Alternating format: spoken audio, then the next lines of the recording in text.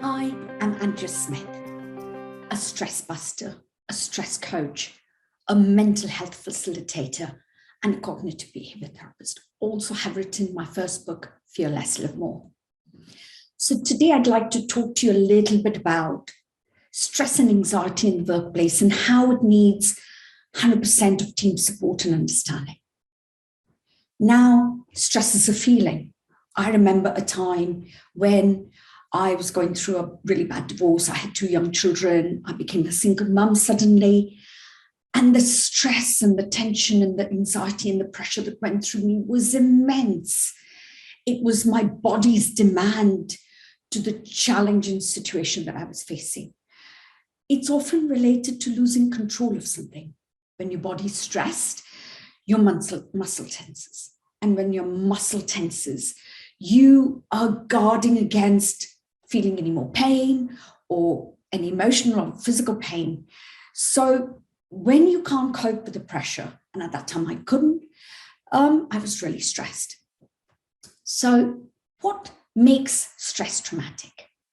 In short bursts, stress is really positive because it helps you meet a deadline at work, it helps you complete a project, it helps you be creative, be excited.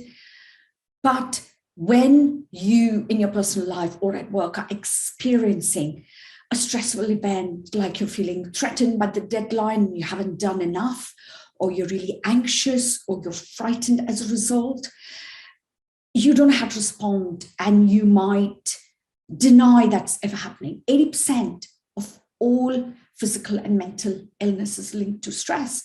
It affects our immune system. So it affects our performance, our productivity, our time with our partners, our children. You know, you just feel that physical and emotional exhaustion, and it can cause a breakdown.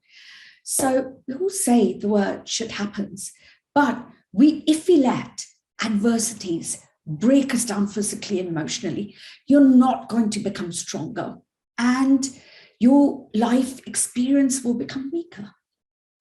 So here comes the real work. How is it that you are able to deal with this? It is dealing with your emotional diet and reframing what you're saying to yourself. So many companies, CEOs, leaders, business leaders, well-being practitioners are taking their physical diet seriously. You know, lots of people are running, going to the gym, but are you taking your emotional diet seriously? What does that mean? It means that how you choose your thoughts and your emotions on a daily basis. Your emotional contagion, is it called? You know, we've had COVID recently, and that virus ran through our population. So this is an emotional virus that most people can't catch, but you can feel it inside. If you're anxious, you're angry, you're bitter. The Heart Institute in the UK measured the electrical energy in the heart when somebody is stressed, and they found it from 3 meters, you can feel that person stressed because they exude that kind of energy. And you can see it in their demeanor, in their eyes. So how do you manage this emotional diet? You reframe it. You choose things that will change the way you react and respond to things. So I call it the art of reframing. And it's a life skill. You pause the minute you start to feel really overwhelmed and stressed. You just take notice of what you're feeling, why you're feeling it, how you're feeling, you know, just so that you can just step back for a minute. You're able to distance yourself. Then you pivot. So you turn and maybe stop to just go for a walk from work and just say, I'm going to take a break for 5 minutes, get some fresh air. Just say, I shouldn't be feeling like that, but I am. So let me acknowledge I'm feeling like that. Don't ignore it. Just respond to it in a positive manner. I've taken a break. I've had some food. I've had a drink of water. I've had some fresh air. I've had a coffee. Now, the last P. So it's my 3 Ps. It's practice, purpose. Remember, you are a unique person and you feel things differently from your colleagues or from your team members. So you want to shine brightly there. So the first is pause. then is pivot, and then is practice purpose. So these are my 3 Ps. Now, how can you access 100% team support and understanding if you're struggling a little bit? So, your life is your relationships, your relationship with yourself, the universe, the intimate relationship that you have with your friends, your family, your co-workers, your pets. Who is responsible for this relationship? It's 100% you. Responsibility is not a burden. It's being able to respond and focus on what you can control. So if you can control the way your projects were going, the way, you need to adjust your work timings, then do that. The part that I've been playing in this relationship, what is that part you've been playing in this relationship, with your co-workers at work? What are you able to bring to the table? When you're in a relationship with the other person, you're seeing that other person through filters, through stickers, you should say these things, you shouldn't say these things.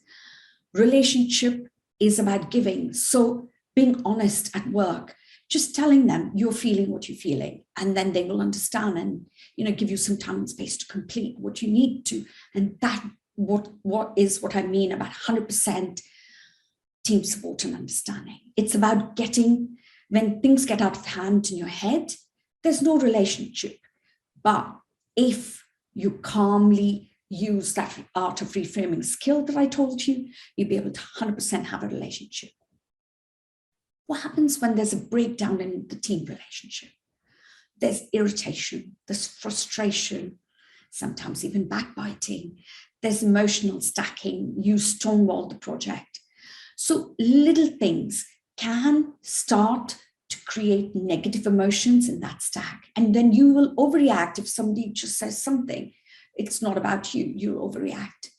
Good emotions can be stacked too. So master that minute rule that I told you about, that art of reframing, pause, pivot, just practice purpose.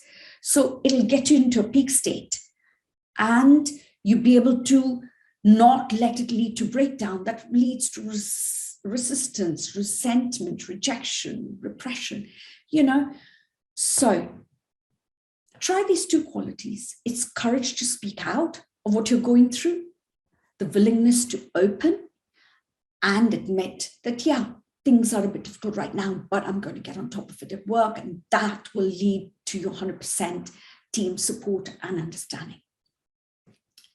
Now, I'm just going to list some strategies here. A lot of them, but some of them, it'll be just good to have a refresher. Adopting an open door policy, so you're letting people in to talk about the issues or you talking to them. It means that the employees and your colleagues are able to be friendly, welcoming, have a communicative culture. Be flexible. That means that you'll be able to help if somebody's struggling, to aid their recovery, and even yourself, just doing small adjustments. For example, you're thinking of changing hours at work, or you want to work from home for a while just to take a break. Just voice those opinions because you want that team support and understanding. Have that conversation. Communication is key. Whatever you're feeling inside, there's no point in bottling it up inside. Communicate with your team leaders, with your employers, with your colleagues, whoever you wish to, just communicate with them, just so they can understand more what you're feeling. Just have a mental health facilitator in-house to coach you and your team of how to deal with issues when they arise, how to make timely adjustments, and how to be able to work together as a team so that there is more productivity, more, the business can succeed, basically. So having a mental health friendly culture is core to everything. Just maintain transparency. Other little tips are be friendly and respectful. Everybody is on their journey of it being hard at the moment.